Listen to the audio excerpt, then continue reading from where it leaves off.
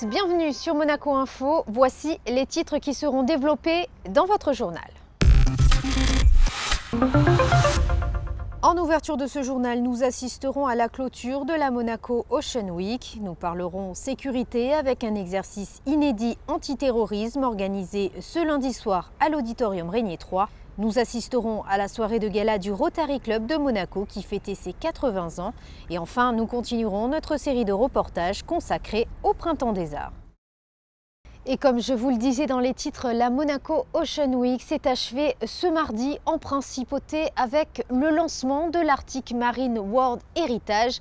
L'objectif étant de classer au patrimoine mondial de l'UNESCO des zones de l'Arctique afin de mieux les protéger. Le récit de Dominique Poulain. C'est au Yacht Club et en présence du prince Albert II que des experts se sont penchés sur la santé, le patrimoine et les enjeux économiques de l'Arctique. Cette démarche, c'est d'abord celle d'une prise de conscience de l'importance de l'Arctique pour l'humanité.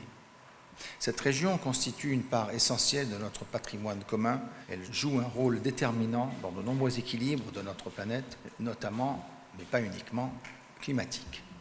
En raison de sa fragilité, l'Arctique mérite toute notre attention, toute notre détermination. Une zone où les glaciers fondent à une vitesse préoccupante. Depuis 1980, le volume des glaciers aurait diminué de 75%. Autre effet, les conditions de survie y sont particulièrement difficiles pour les ours et renards polaires, ainsi que pour de nombreuses espèces d'oiseaux et de baleines. Plusieurs États extérieurs à la zone arctique reconnaissent que la protection de cet océan est un devoir qui incombe à l'ensemble de la communauté internationale et veillent à ce que la sauvegarde de ce site soit une responsabilité partagée. Le travail qui a été fait en commun par l'UNESCO, NRDC et IUCN a permis de relever, je dirais, un certain nombre de zones, un certain nombre de secteurs qui sont de grand intérêt. Ils sont de grand intérêt par la richesse de leur biodiversité, aussi bien marine que sur la faune aviaire par exemple, aussi bien que sur les sites terrestres, littoraux, je dirais. Donc ça, c'est les caractéristiques principales. Et la Fondation a été heureuse, bien entendu, d'aider à établir cette espèce de catalogue de ce qui pourrait effectivement être préservé dans une région dont l'évolution est très rapide, dont l'évolution, je dirais, négative est très rapide en termes de fonte de la banquise, en termes d'impact sur le changement climatique et donc sur la biodiversité, d'où l'intérêt effectivement d'essayer autant que faire se peut d'aller assez vite dans la mise en place de mesures de protection au niveau international dans le cadre de la Convention du patrimoine mondial de 1972. Pour assurer une protection des richesses naturelles de l'Arctique, des experts scientifiques sélectionnent des zones et les évaluent afin qu'elles soient classées au patrimoine mondial de l'UNESCO. 7 zones ont déjà été sélectionnées. On est actuellement dans une situation avec notre planète que les glaces de l'Arctique font deuxième fois plus vite qu'on a vu dans le passé. Donc ça veut dire que les routes de navigation, le gaz, le pétrole, beaucoup des activités économiques, ça devient beaucoup plus facile de l'explorer. Donc on vient dans une situation qu'à la fois on est en train de perdre une grande partie de l'Arctique à une vitesse incroyable qu'on n'a jamais vue et en même temps une ouverture à l'exploration et l'exploitation qui n'est pas forcément durable. Donc dans tout ce contexte, c'est essentiel qu'on protège au moins ce qui est le plus exceptionnel. Aujourd'hui, la liste du patrimoine mondial de l'UNESCO compte 49 sites marins répartis dans 37 pays. Ils sont reconnus pour le caractère unique de leur biodiversité marine. Un exercice de sécurité dénommé Alpha Tango, ayant pour scénario une prise d'otage, s'est déroulé ce lundi soir à l'Auditorium Régnier 3. Le but principal visait à tester l'action des forces de police, des secours et du parquet général, ainsi que la coordination de ces entités entre elles. Les détails dans ce reportage.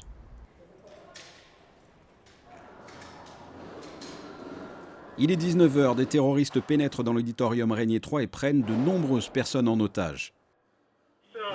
Bonjour, je suis un automobiliste de passage sur le tunnel Louis II et j'entends des détonations aux abords du centre auditorium Régnier 3. Centre auditorium Régnier 3. Suite au bruit assourdissant et toujours dans le cadre de l'exercice, un automobiliste appelle le 17. Le plan Alpha est déclenché. À tout ce déclenchement du plan Alpha. Alors le plan Alpha est un plan antiterroriste qui se compose en 2 phases. Il y a le plan phase 1 qui concerne l'ordre public, l'intervention, et le plan phase 2 qui concerne la partie judiciaire, police scientifique, identification des victimes.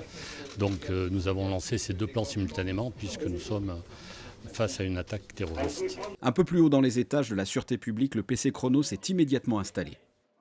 Alors nous sommes dans notre 2e PC de crise qui est le PC dénommé Chronos et qui est composé de 3 cellules. C'est un PC qui est dirigé par la police judiciaire. La première cellule concerne la cellule investigation, proprement dite. La 2e cellule concerne les victimes et l'identification des victimes, ce qui est une tâche très importante. Et la 3e, les relations internationales, bien sûr, parce qu'il faut que nous transmettons l'information à tous les pays qui nous entourent très rapidement. Sur le terrain, les démineurs s'occupent de la voiture des terroristes et la neutralisent. Pendant ce temps, les premiers policiers arrivent sur place, interviennent rapidement et rentrent progressivement dans l'enceinte du bâtiment. Ils permettent de faire sortir une partie des 46 personnes prises au piège. Les secours s'installent aux abords de l'auditorium Régnier 3 et s'occupent des blessés sur une zone dite verte et donc sécurisée par la sûreté publique.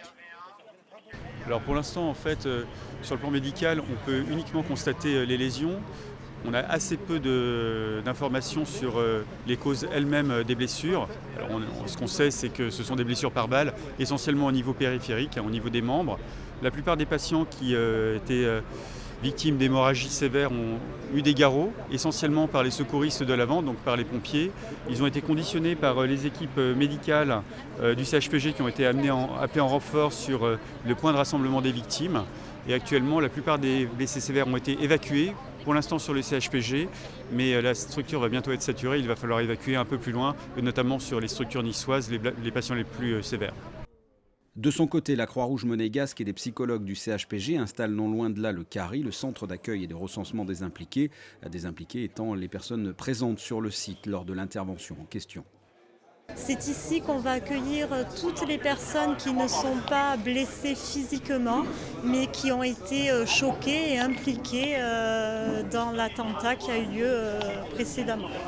Donc dans cette cellule, nous avons donc la Croix-Rouge, mais également la CUMP, qui est la cellule médico-psychologique. Ce sont donc une unité de l'hôpital qui vient écouter donc ces victimes qui ont été choquées par ce qu'ils ont vu précédemment. Il est 20h, le ministre de l'Intérieur ainsi que les personnalités concernées rentrent en observateur dans la zone rouge pour suivre cet exercice au plus près. Nous sommes au cœur de l'action. Les preneurs d'otages ont été poussés par l'action des policiers à s'enfuir et à cesser leur macabre besogne. Et ils n'ont d'autre échappatoire que de se réfugier dans une autre salle pour, malheureusement, ce que je vais appeler, essayer pour eux le baroud d'honneur. Vous savez combien il y a de terroristes et combien de victimes il y a pour l'instant ? Alors, de ce que j'ai entendu à la radio, 4 terroristes. 4 terroristes au départ de l'action. Il est 21h, l'assaut final est donné par l'USIVP et des membres du RAID. Le lieu est progressivement sécurisé, les blessés et l'ensemble des otages sont pris en charge.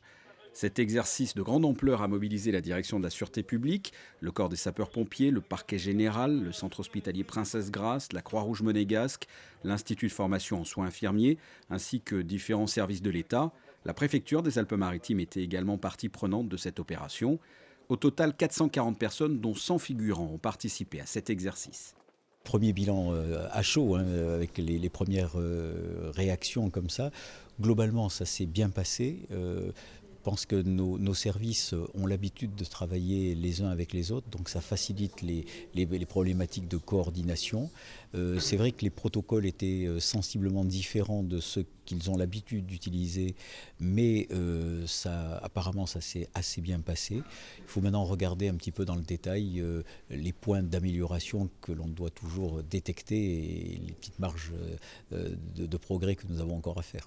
La soirée n'est pas terminée, les autorités sont allées faire un débriefing de l'ensemble des forces en présence dans un parking non loin du site, pendant que la police scientifique commence ses travaux qui ont duré une partie de la nuit. Et dans un tout autre registre, le Rotary Club de Monaco organisait son dîner de gala en l'honneur des 100 ans de la fondation et des 80 ans du club. Le souverain ainsi que de nombreuses personnalités de la principauté étaient présents. Un reportage de Christine Datomel. À l'avant-garde de l'action humanitaire, le Rotary a pour mission de faire le bien dans le monde. Depuis plus d'un siècle, les membres de cette organisation apportent des solutions aux problèmes les plus pressants de notre société.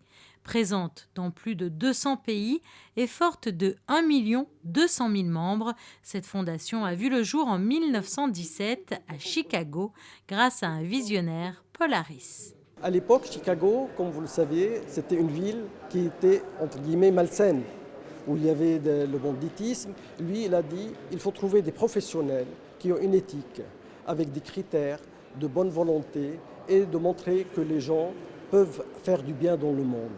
Ces actions sont surtout l'entente entre les peuples et promouvoir la paix. À travers ça, il y a des actions pour l'éducation, pour la santé de la mère et de l'enfant, pour la prévention des maladies, pour lutter contre l'illettrisme, amener l'eau potable partout dans le monde. La fondation a été créée il y a 100 ans avec une raison, de faire le bien dans le monde.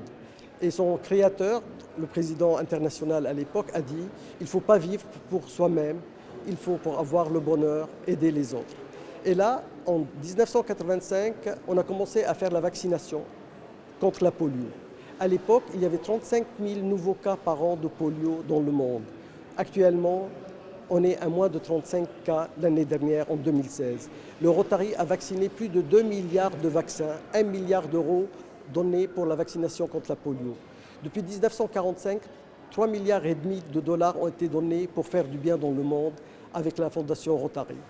Cette fondation est à l'origine de l'éradication complète de la polio dans le monde. On est vraiment à ça de la fin de la polio. À l'heure actuelle, seules 4 personnes dans le monde ont contracté la polio. En 2017, 2 cas ont été décelés au Pakistan et 2 autres en Afghanistan. Engagé sur le terrain, le Rotary lutte contre la polio depuis 1979 et l'organisation est sur le point d'éradiquer cette maladie. Et si la fondation est présente dans plus de 200 pays, elle est aussi représentée en principauté. Le Rotary Club a vu le jour en 1937 à Monaco. Tout au long de l'année, le Rotary essaye de faire des actions qui rapportent de l'argent et qui permettent, avec cet argent, de faire d'autres actions. Parmi les actions phares que nous avons cette année, nous menons avec la France une action sur Espoir en tête, qui a pour but de récolter de l'argent pour les maladies neurodégénératives. Nous menons aussi des actions dites professionnelles, qui sont faites pour aider des jeunes choristes de l'Académie Régnier III de Monaco, pour leur permettre de terminer leurs études et de présenter leur concours. Nous avons aussi acheté des robots, des petits robots, les humanoïdes, qui sont principalement destinés à essayer de réveiller la mémoire des malades atteints de l'Alzheimer. Et aussi, nous essayons d'avoir des actions aussi dans les maisons de retraite à Pâques, en allant distribuer des gâteaux qu'on appelle des colombes, pour essayer d'égayer un petit peu leur journée. Voilà principalement cette année quelles sont nos actions. Chaque année, le Rotary Club de Monaco octroie aussi des bourses à des étudiants en difficulté financièrement mais désireux de poursuivre leurs études et soutient diverses actions comme cette année celle de la bourse aux livres ou d'un rayon de soleil pour nos anciens. Cette soirée de gala donnée au Méridien ce mardi soir en l'honneur des 80 ans du club et des 100 ans de la fondation était donc une belle manière de saluer les Rotariens pour leurs actions, leur dynamisme et leur engagement. Et d'une soirée à une autre, Thierry de Montbrial, président et fondateur de l'Institut français des relations internationales, donnait une conférence à l'hôtel Hermitage afin de présenter son livre « Notre intérêt national, quelle politique étrangère pour la France ?» Une problématique que pose l'universitaire français à quelques mois des élections présidentielles. Je vous propose de l'écouter, il est au micro de Christina Thomel.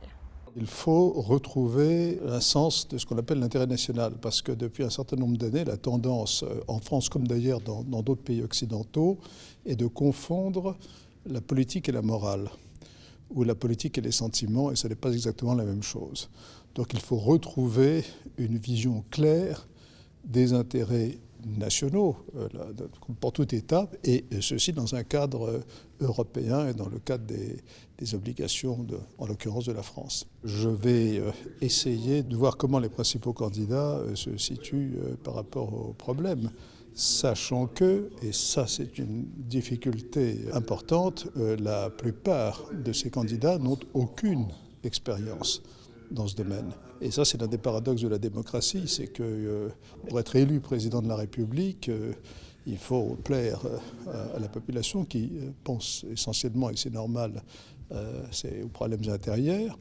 Alors qu'il faut savoir qu'un président de la République passe à peu près 50% de son temps, je dis bien la moitié de son temps, à la politique internationale. Et alors justement, quels sont les enjeux pour les 5 ans à venir ? Les enjeux sont considérables. Le premier, c'est la capacité de la France à soutenir ses ambitions. Pour ça, ça veut dire des réformes économiques, une économie adéquate. On voit bien que certains candidats sont en contradiction complète sur ce plan. Si vous n'avez pas une économie forte, ce n'est pas la peine de parler de défense et de sujets de ce genre. Notre sujet majeur, c'est clairement l'Europe. Nous avons au moins deux candidats importants qui veulent en réalité quitter l'Union européenne et quitter l'OTAN, par exemple. Donc voilà des enjeux très importants. C'est la première fois qu'on a une situation de ce genre depuis 60 ans, puisque le traité de Rome remonte à exactement 60 ans. Par ailleurs, il y a toute une série de questions qui se posent sur la notion de défense, sur la manière d'aborder les questions numériques qui posent des problèmes de toutes sortes, notamment de sécurité, bien entendu. Il y a la question du Moyen-Orient, et je pourrais continuer la liste. C'est la question de la Russie, bien entendu, et je pourrais continuer la liste. Et dans le reste de votre actualité monégasque, comme l'an dernier, la mairie propose aux enfants le samedi 15 avril une chasse aux œufs originale au jardin exotique sous forme d'une chasse aux plantes exotiques. Les enfants devront retrouver de petites plantes cachées en bordure de massif pour repartir une fois leur mission accomplie avec un sachet d'œufs en chocolat. Le dimanche 16 avril, la traditionnelle chasse aux œufs, quant à elle, aura lieu au parc Princesse Antoinette. Parlons musique à présent avec la première journée du Monaco Music Forum dans le cadre du Printemps des Arts. Danse et performance étaient au programme. José Sacré vous en dit plus. Performance d'art du feu à cheval, une introduction sous forme d'immersion dans l'imaginaire fantastique. L'Amazone des temps modernes sur sa monture guide de ses flammes le chemin des âmes comme préparant le public à une entrée dans un monde parallèle empreint de sensibilité artistique. Ce ne sont là que les prémices de la découverte. Écrit Léa Montraverse, cette Amazone, artiste performeuse, danseuse de formation, qui a accueilli d'une manière particulièrement originale les spectateurs du Printemps des Arts de Monte-Carlo dans le tunnel Louis II, en face de l'auditorium Régnier 3. Les spectateurs venaient assister dimanche 2 avril à la première édition du Monaco Music Forum. J'aime bien ce titre parce qu'il flash, il est direct comme ça, et puis c'est aussi la tentative de la création. Donc du risque. On peut voir des choses étranges dans ce Monaco Music Forum, comme on a pu le voir dans le Monaco Dance Forum. Toujours dans le tunnel Louis II, les danseuses et danseurs de l'école supérieure de danse de Cannes-Mougins Rosella Hightower, que dirige Paola Cantalupo, ont présenté une pièce chorégraphique d'Anja Berendt, ex-danseuse soliste des ballets de Monte-Carlo. Pour cette performance, Angela Berendt a été inspirée par la musique de Luc Ferrari, en l'occurrence par sa pièce The Chosen One, une musique qui, selon Anja Berendt, renvoie à la nature avec ses turbulences et ses destructions récentes. C'est ensuite dans différents endroits de l'auditorium Régnier 3 que s'est poursuivi ce Monaco Music Forum. Dans la salle Jakov Kreisberg, en invité d'honneur, l'Orchestre Philharmonique de Nice. L'Orchestre Philharmonique de Nice était venu déjà dans le festival il y a 4 ans, dans un concert Bartók, d'ailleurs très beau concert. Et là, ils ont accepté de jouer ces créations, puisque là, il y a 3 commandes du Printemps des Arts pour orchestre symphonique. Alors, c'est un complément, comme on invite beaucoup plus d'ailleurs d'orchestres étrangers que d'orchestres de la région. Une fois de temps en temps, je trouve que c'est bien de collaborer avec la ville de Nice.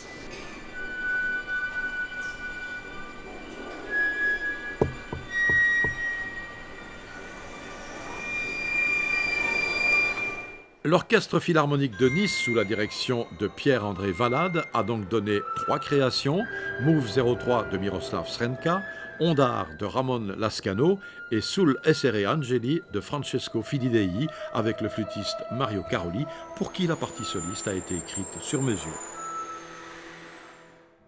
Entre les 3 pièces orchestrales interprétées par l'Orchestre Philharmonique de Nice, le public a retrouvé l'artiste performeuse Léa Montraverse dans un numéro de pole dance contemporain sur une musique de Sofia Gubaidoulina intitulée De Profundis, une musique interprétée par l'accordéoniste Jean-Étienne Sauty.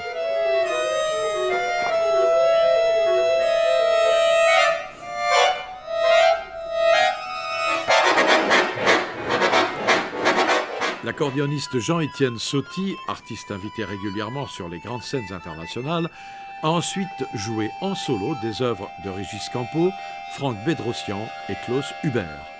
Puis, avant de retrouver l'Orchestre Philharmonique de Nice et le pianiste Willem Lachumia, le public de cette première édition du Monaco Music Forum a assisté à une 3e performance de Fire Breathing de Léa Montraverse, aussi appelée Mère Dragon, sur une musique de Yoshihisa Taira, Monodrame 1, avec Thierry Miroglio, percussion.